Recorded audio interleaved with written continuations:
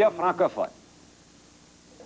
On n'embarquera pas longtemps là-dedans, là, mais j'ai juste une petite précision à faire.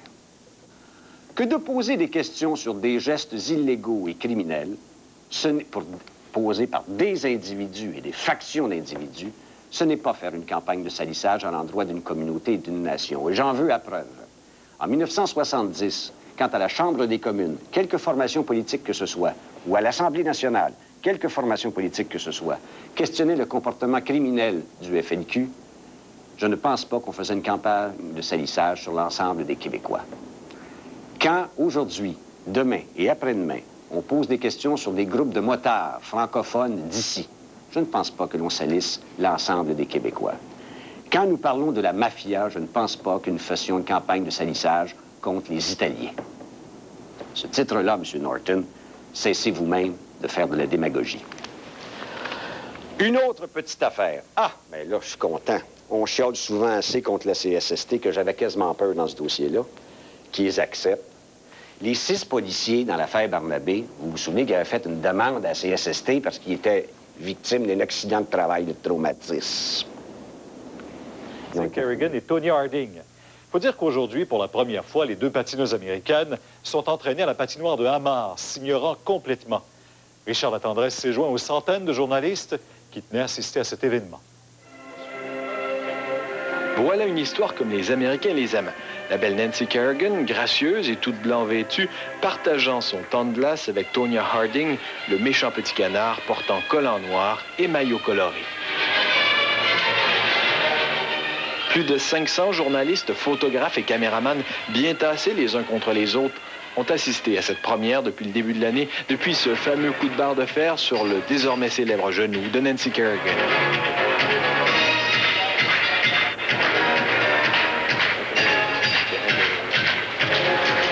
On parle beaucoup d'elle à Lillehammer. Une première biographie de Nancy Kerrigan, présentée comme la princesse de l'Amérique, circule déjà ici. Les journaux, quotidiennement, font le point sur cette affaire et les médias les traquent partout où elle se trouve. C'est ici, derrière ces hautes grilles, que vivent Nancy Kerrigan et Tonya Harding. Elles logent en fait tout près l'une de l'autre, sur 2 étages différents. Elles vont donc se croiser, se rencontrer à la cafétéria. On dit même qu'elles se sont déjà parlé. Donc l'essentiel serait fait entre les deux.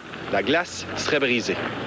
Mais ce n'est pas l'impression qu'elles ont donnée à l'entraînement. Elles se sont royalement ignorées, chacune regardant ailleurs ou faisant autre chose pendant le programme de l'autre.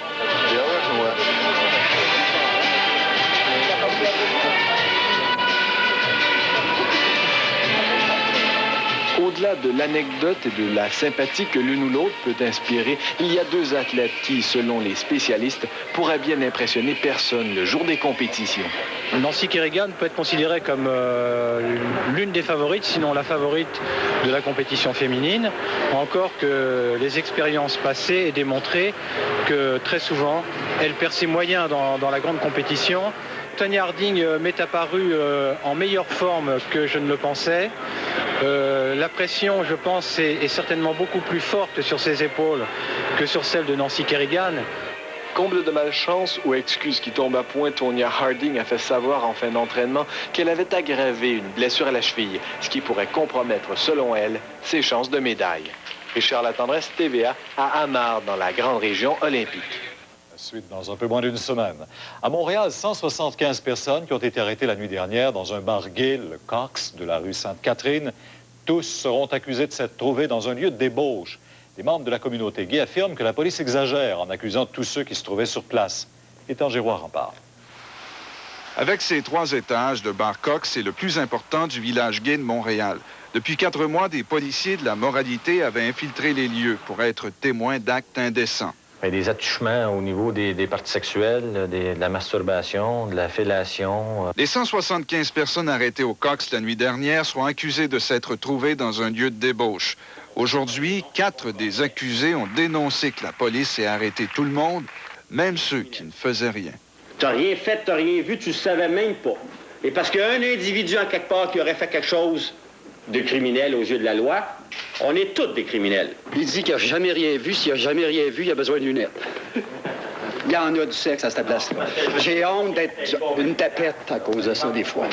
Spectateur à la conférence de presse, Denis Langelier affirme que la police a eu raison d'intervenir. Je serais pas aimé de ma communauté gay, je le sais, mais je dis la vérité. Qu'est-ce qui se passe au juste? Quel genre d'acte qui vous révolte au J'ai point? vu la fellation, j'ai vu... faut pas... voyons, au lieu de dire l'enculage, c'est quoi? Sodomisé. J'ai tout, tu vois tout, là. Tout. Les personnes arrêtées reconnaissent que l'opération policière a été menée avec doigté et respect.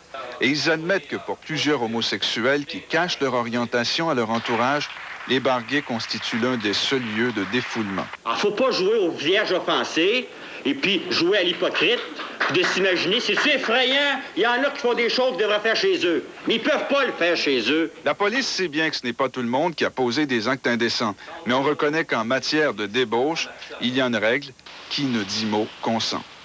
Gaëtan Giroir, TVA, Montréal. Une super vache qui donne 15 % plus de lait que les bonnes vieilles Holstein du Québec. Les Américains, qui d'autres l'ont inventé, si je peux dire. Et pour y arriver, ils se sont servis d'une hormone chimique. Il y a des producteurs laitiers du Québec qui partent en guerre contre cette hormone parce qu'elle risque, disent-ils, d'altérer la pureté du lait. Paul Larocque s'est rendu sur une ferme de Plessisville. Un vent d'inquiétude souffle actuellement chez les producteurs laitiers. Un vent venu des États-Unis. Les Américains sont bien forts là-dessus, prendre les devants sur des choses nouvelles et fabuleuses. Ça arrive des fois qu'ils se cassent la gueule avec. Ce matin, une cinquantaine de producteurs de Plessisville se sont réunis pour discuter de cette fameuse hormone chimique. La somatotrophine est une hormone, sorte de stéroïde, qui déclenche la lactation, donc accroît le rendement des vaches de 15 %. Elle a été autorisée la semaine dernière aux États-Unis, soulevant la controverse là-bas. Mais pour l'instant, les études disent que ni le bétail ni le lait ne sont altérés. Mais les producteurs d'ici s'y opposent malgré tout farouchement. Le Bloc québécois et certains médias francophones se livrent à une campagne de dénigrement contre les Mohawks. Une interprétation que le premier ministre chrétien sait plus à répéter. But the impression that the Mohawks are having at this time is a campaign by the Bloc québécois to tarnish their reputation. And this is not useful. Le gouvernement chrétien a dû composer avec un autre dossier de contrebande. Il s'agit d'importation illégale d'alcool fabriqué aux États-Unis. La complicité d'employés des douanes canadiennes serait acquise aux contrebandiers moyennant rétribution. Les cargaisons seraient ainsi pourvues des papiers officiels pour aussi peu que 300 $. Si on parle des douaniers, je ne peux pas commenter l'ampleur des enquêtes. Des enquêtes qui ont été confiées à la GRC, dont le commissaire, Norm Inkster, est peu loquace. No comment, non. En politique, le truc le plus souvent utilisé pour gagner du temps, c'est bien sûr de déclencher une enquête ou de former un comité. Mais ça ne peut durer éternellement, surtout dans ce cas-ci, car le gouvernement a lui-même insisté sur l'ampleur de la contrebande et promis un plan de douces surprises lors d'un souper entre amis dans un restaurant du centre-ville de Shawinigan. 3 personnes, 2 hommes et une femme, ont subi des brûlures considérables. Le feu s'est déclaré au moment où un employé tentait d'allumer un brûleur à la table de ses clients qui ont été, en l'espace de quelques secondes, engouffrés par les flammes. Christine Limoges a rencontré l'une des victimes. C'est ici que Cupidon a décidé de frapper de façon un peu inhabituelle. Le coup a porté. Avant que quiconque n'ait pu se rendre compte de ce qui se passait, une boule de feu envahit 3 des 10 clients regroupés pour souligner la douce fête des amoureux. Le feu s'est déclaré lorsque l'un des employés a essayé d'allumer un brûleur qui devait servir à la préparation de café. Gilles Bertrand explique. Après souper, là, on a pris un café espagnol, puis il manque de gaz dans le récipient. Puis là, s'il ne s'allumait pas, c'est qu'il y a une autre personne qui est venue pour l'allumer. Puis là, c'est là que ça a fait le feu est monté dans les airs, puis il s'est trouvé comme nous arroser en même temps. Ça a fait comme un lance-flamme. Puis ma femme s'est fait pogner en premier, puis nous autres, on l'a reçu ça chez nous autres. Puis là, c'est ça, on pensait que on était une boule de feu, nous autres. Son épouse est celle qui a le plus écopé. Elle a dû être transférée au Centre des Grands Brûlés à Québec. Ses brûlures au 2e et au 3e degré sont surtout localisées au bras, mais son état n'inspire pour le moment aucune crainte. Gilles Bertrand, blessé au visage et aux mains, lui, doit se rendre chaque jour à l'hôpital avec l'aide d'un ami qui a également subi des brûlures. Il entend poursuivre le propriétaire du restaurant pour dommages et intérêts. Peut-être que vous allez poursuivre? Oui, oui. Sûrement. Le propriétaire de l'établissement a indiqué que l'instrument utilisé lors du souper n'était pas défectueux et qu'il s'agissait plutôt d'un geste accidentel. Il dit être désolé tout en spécifiant que l'affaire a, entre-temps, pris un peu trop d'ampleur. Il ne souhaite pas commenter davantage et a remis tout le dossier à ses assureurs. Christine Limoges, TVA, Shawinigan. Eux qui se contentaient d'une maigre subsistance de la Ligue nationale, étrangeté dans une discipline où il n'y a aujourd'hui qu'à se pencher pour ramasser la fortune. Comme 100 autres de ses vieux compagnons, Jean-Guy Talbot, 61 ans, ne se serait jamais plaint de son sort s'il n'avait découvert le tripotage de la Ligue dans la caisse de retraite. C'est réellement compliqué. Moi, on savait qu'il y avait des surplus qui nous devaient. Et eux ils disaient non. Fait que c'est pour dire que si on n'aurait pas mis en groupe pour aller en cours, qu'on n'aurait jamais su. Hein? Jean-Guy Talbot a joué 17 saisons. Il gagnait 80 000 $ à sa retraite en 1970. Il avait contribué au fonds depuis sa création en 1955. Son investissement a commencé à être rentable le jour où il s'en est occupé lui-même. J'ai retiré mon fonds de pension pour le placer dans un RIR. J'ai triplé plus que j'avais dans mon fonds de pension. Fait que c'est pas normal, certainement, cet argent-là à quelque part. Si la Ligue se conforme au jugement d'appel, sa rente de 14 000 $, 1 000 $ de plus que Gordie Howe, grimpera à 28 000 $. Si la Ligue pousse jusqu'en Cour suprême, les pensionnés sûrs de leur cause patienteront. Après tout, les intérêts courent toujours. Leur caisse n'a sans doute jamais été aussi productive. Louis Cloutier, TVA, Trois-Rivières. Dupont, non pas l'ex-hockeyeur, mais plutôt le journaliste, sera là après la pause. On résumera cette autre journée des Olympiques de l'Île-à-Mer. La décevante 6e place de Kurt Browning lors des Jeux d'Albertville, ce n'est plus rien en comparaison avec ce qui est arrivé aujourd'hui au Canadien-Norvège. Browning n'a pas frôlé la catastrophe, ce fut la catastrophe. Il est actuellement en 12e place à la suite d'un programme technique lamentable. L'Albertain a chuté à une reprise et quelques instants plus tard, un Browning déconcentré se contentait d'un simple accès au lieu du double prévu. Résultat, Browning n'a même pas obtenu une note de 5 pour les éléments requis. C'était la consternation dans l'amphithéâtre. Isabelle, déçu comme nous. On est attristés. Si le meilleur est à venir pour Elvis Stojko, eh bien, il va s'approcher dangereusement de la perfection bientôt.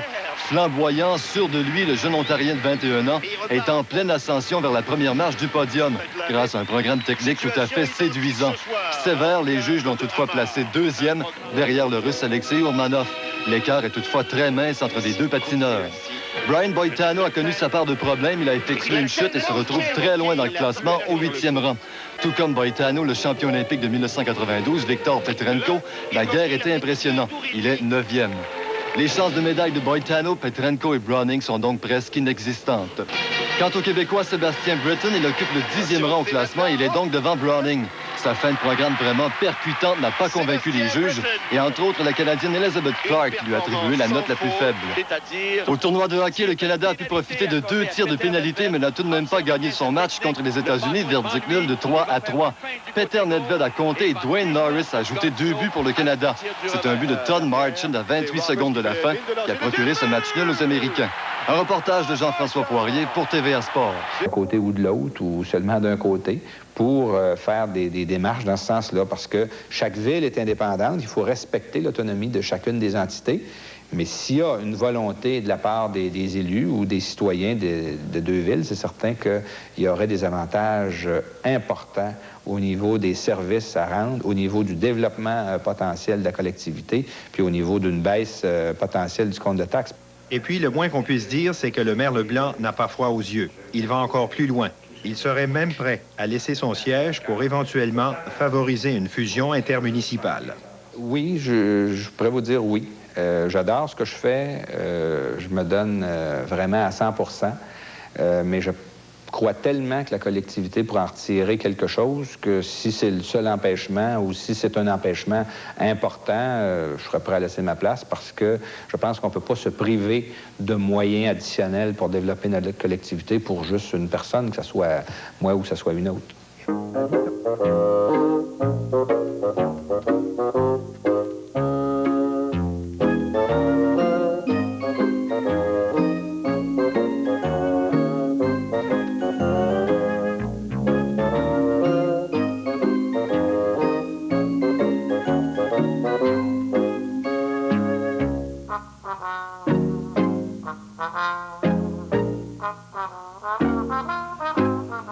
André nous parlait tout à l'heure des retrouvailles des cataractes en fin de semaine. Bien, justement, on reçoit demain en entrevue le président des cataractes de Shawinigan. Qui prend l'affiche donc demain à Montréal et